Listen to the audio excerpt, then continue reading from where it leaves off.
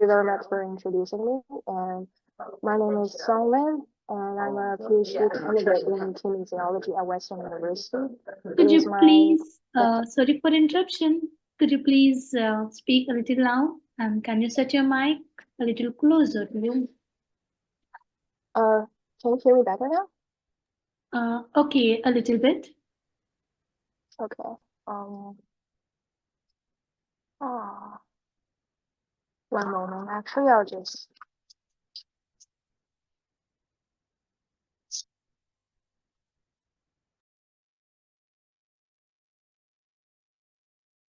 Hi, can you hear me better now? Well, please proceed. Okay. Sorry about that. So it's my great pleasure today to present at Ortho 2024. And my presentation today is development of a clinically useful multi-segment kinetic foot model. So we're going to switch gears a little bit to some mechanical engineering and biomechanics. I'm going to cover background and rationale, methods, results, discussion, as well as the application of this research. So let's begin with a quick introduction of gait analysis and motion capture.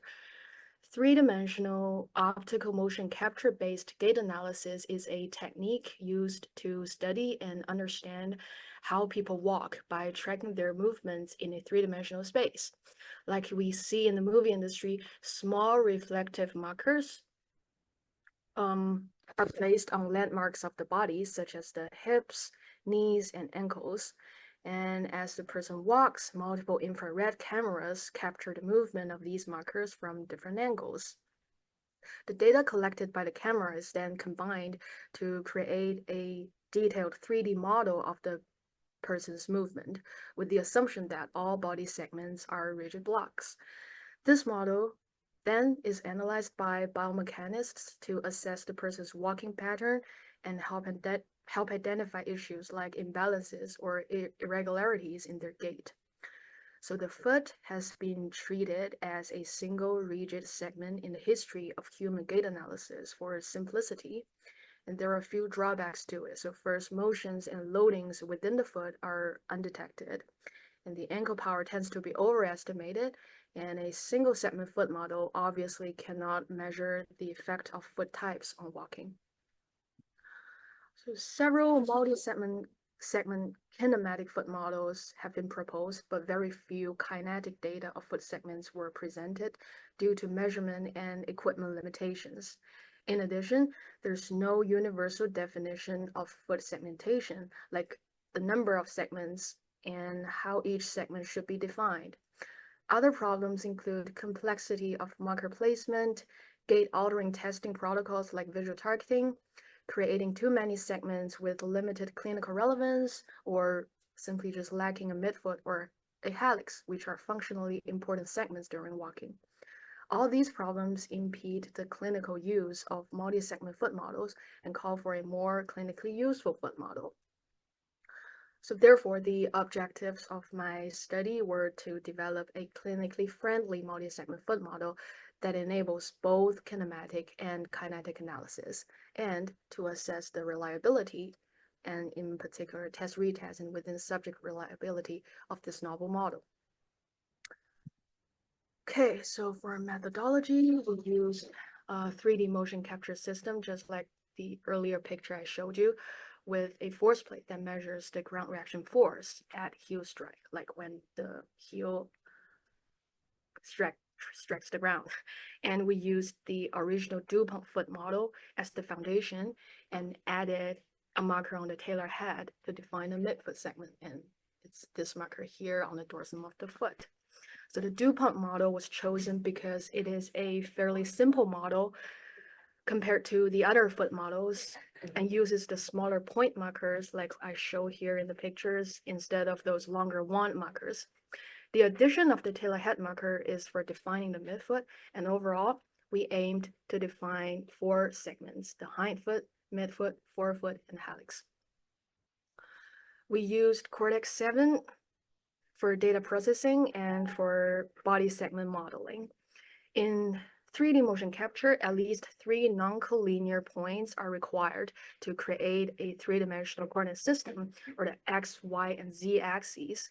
We have to make sure there are at least 3 effective non-collinear markers on each of the foot segments in order to create a local coordinate system for it. And we also oriented all local x-axes to the medial lateral direction, all local y's to the vertical direction, and all local z's to the anterior and posterior. So in this picture here, this is what the model looks like in the cortex interface. And this is a zoom in on the foot. And we can see here there are 4 segments sort of being modeled here in this model. Right, so for the kinematic part, outcome measures are intersegmental rotation angles in 3 planes and the medial longitudinal arch height to length ratio throughout the gait cycle. The medial longitudinal arch is an important measure of foot dynamics during walking. Those with lower arches are what we call the flat feet, which are less stable during movement and are more prone to injuries. X, Z, Y cardinal angles were used for calculation of rotation angles. The rotation around X is defined as dorsiplantar around Z is inversion, eversion, and around Y is internal external rotation. So for the kinetic part, outcome measures include proximal joint moments in 3 planes and joint powers, all normalized to the body weight. The kinetic model requires one more step than the kinematic model, which is defining the inertial parameters, or parameters. This is because kinetic analysis involves the ground reaction force, and as well as its impacts on body segments. Those were largely depending on the characteristics of the segment. Since there is currently no such numbers for foot segments, we used existing measures of segment volumes with some assumptions to create our foot model. So the assumptions are listed here if you're interested in the details, but basically the idea is to partition masses in proportion to the volume ratio based on the assumption that the mass is evenly distributed over the whole foot. So the table here shows very early data of how volumes are distributed within the foot. This is a paper published in 1964. It's like the most recent paper we can find on such topics. But yeah, obviously it's not perfect. It's based on assumptions, but still, like, it kind of makes sense.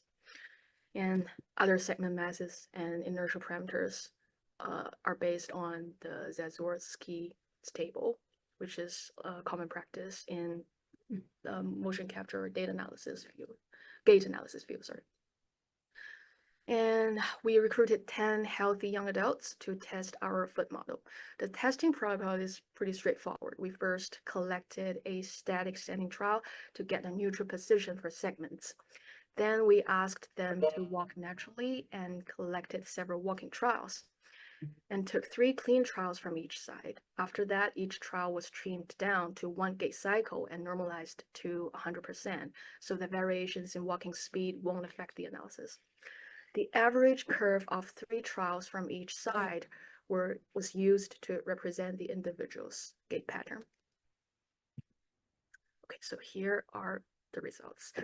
The graphs here are showing the kinematic and kinetic curves in a gait cycle. So from the top row to the bottom, it's hind foot, all hind foot, then midfoot, forefoot, and hallux. And from the left column to the right is dorsiflexion, inversion, eversion, and internal external rotation for kinematics, in the same order for the kinetics. We did not report the inversion, eversion angles or moment for hallux because, like, as we can picture in our mind, hallux is a fairly small, that's the big toe. That's a really very small segment, and inversion, eversion of that segment is like really small can be ignored in motion capture, so that's why we didn't report that. And yeah, and they're less clinically relevant in this case. In the first column on the right, this column here, is the proximal joint power. And the graph here at the right bottom corner for kinematics is the medial longitudinal arch height to length ratio. So as we can see, the little dip here is just when you're like fully supported, you're supporting your body weight on one foot, the arch obviously dip down. And when you push off and toe off, the arch comes back.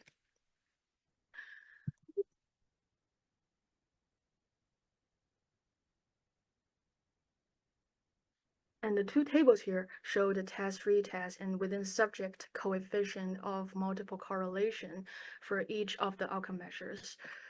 This is a really crowded slide, but the point is the majority of measures demonstrate strong reliability, except for the three highlighted here. So finally, we also did a comparison of ranges of motion between our model and other multi-segment models. As we can see, ranges of motion are not exactly the same for each of the segment, but still within reasonable ranges. This is likely due to variations in the definition of foot segments, as some models don't have a midfoot or helix. So, taking all that into consideration, it is concluded that all outcomes can be measured in an optical motion capture lab with existing equipment. Test, retest, and within subject CMCs for most measures, like 24 out of 27 measures, were greater than 0.7, showing strong reliability. And they were validated by the other foot models in the literature. One thing worth noting is that the midfoot tends to show a moderate reliability in kinematics. This is likely because the midfoot is relatively stable in healthy individuals, as it is supposed to be, and lacks a specific gait pattern. But it is still important to measure the midfoot because the midfoot could be less stable in pathologies and fails to support the medial longitudinal arch. Yeah. There are also a couple limitations to this study, obviously. First, masses and inertial parameters of foot segments were not experimentally determined, but based on assumptions. And ground reaction force, GRFs, were not partitioned for foot segments. This could potentially affect the calculation due to the oversimplification of GRFs when more than one segment is in contact with the ground and sharing the GRFs. But given that GRFs are way larger compared to the small foot segments, which only take up about 1.3% of body weight altogether, the final calculations should not be skewed too much, should still be pretty accurate. And last, the sample size is small, but however, the small sample size is justified by previous gait model testing studies. Oh, sorry. And this paper has been published in the Journal of Foot and Ankle Research. Finally, I'd like to talk about an ongoing application of this foot model in patients with knee osteoarthritis and varus knee alignment. According to research, this population tends to have everted ankles in static position and increased knee adduction moment, increased foot eversion, and increased foot rigidity during walking. Ankle malalignment is associated with foot pain, ankle degeneration, and ankle OA development. High tibial osteotomy, or HTO, is a surgery to correct knee alignment and normalize knee mechanics in order to slow down knee OA progression. However, we know very little about how the foot mechanics may change following the change in knee alignment and knee mechanics. To fill this gap, we proposed a study to investigate foot dynamics in patients with medial knee OA and knee varus before and 1 year after HTO using this foot model. The preliminary results show that abnormal intersegmental foot motions are found in patients compared to the healthy, regardless of them receiving HTO or not. And common features in the patients are flat feet indicated by the lower arch and increased helix abduction. we're looking to collect more data and see what it would turn out. So that brings us to the end of this presentation. Thanks for listening. I know like the environment is not like perfectly quiet, but still I hope you learned something from this. Thank you. I'm happy for any questions.